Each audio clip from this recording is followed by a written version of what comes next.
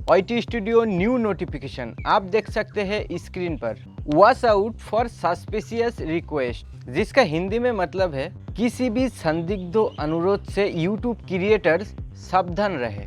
अविश्वसनीय स्रोतों से आने वाली लिंक और फाइलों को अनदेखा करें और हमेशा आपकी चैनल में आई हुई ऑफर की पुष्टि करें।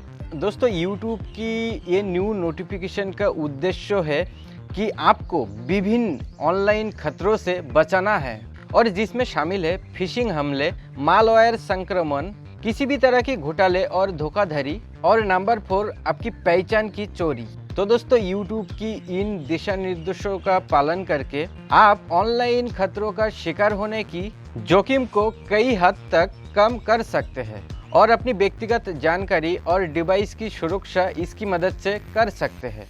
तो दोस्तों, ये थी OIT स्टूडियो की इन नोटिफिकेशन का मेन कुछ बातें। सो न्यू यूट्यूबर परेशान मत होइए, ये सेफ्टी खास यूट्यूब क्रिएटर्स के लिए लाया गया है। दोस्तों, इस बारे में विस्तार से जानकारी के लिए मेरे साथ जुड़े रहे। Thanks for watching.